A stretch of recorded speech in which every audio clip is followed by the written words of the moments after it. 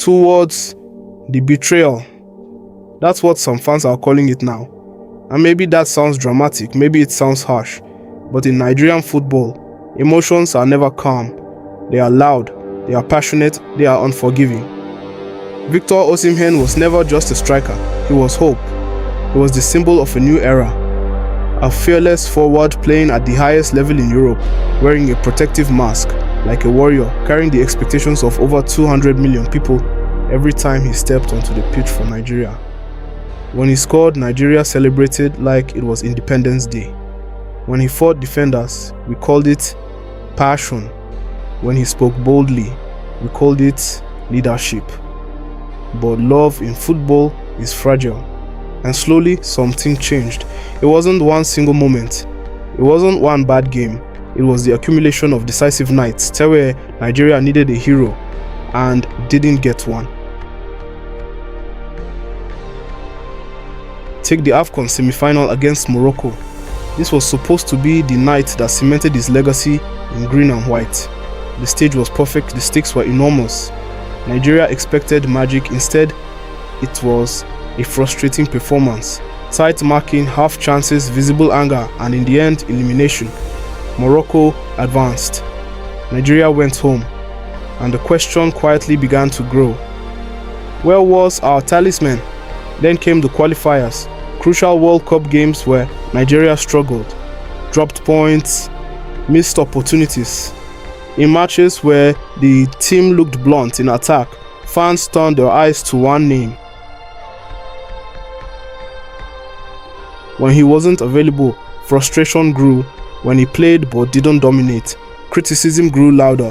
And then the night against DR Congo, a World Cup playoff, everything on the line, redemption within reach. He started the game, hope returned, and then injury struck again. Substituted early.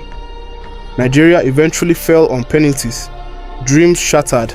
Not long after, confirmation came that he would miss another major tournament because of that same injury. For many fans, that moment felt symbolic. Nigeria fighting without his biggest star when it mattered most. Now here's the truth nobody likes to say out loud. Superstars are not judged by efforts, they are judged by moments. And in Nigeria's biggest recent moments, the defining image has not been Osimhen lifting the team. It has been frustration, absence, or injury. Is that fair? Maybe not. Football is brutal, injuries are real, tactical systems don't always favor strikers. African qualifiers are physical battles, defenders double mark elite forwards.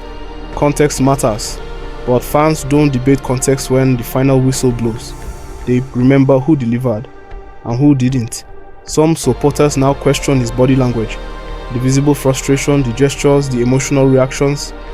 What once looked like passion now looks to some like disconnect. Has the pressure become too heavy? Has the expectation become unrealistic? Or has the relationship simply shifted from unconditional love to conditional belief? Because that's what this really is, a shift. Nigeria still respects Victor Osimhen. Nobody doubts his talent. Nobody denies what he has achieved at club level. But the national team story feels incomplete. The iconic night, the unforgettable winning goal, the tournament carrying performance. It hasn't happened in the way fans imagined. And when imagination is bigger than reality, disappointment follows. So is this betrayal? Or is it heartbreak? Is it a superstar failing his nation? Or a nation demanding perfection? Love stories in football don't end quietly. They twist. They test loyalty. They demand redemption. Right now, the relationship between Victor Osimhen and Nigeria feels strained. Not broken, but strained. And in football, one unforgettable performance can heal everything. The question is simple. Will that moment come? Or has the love already started to fade?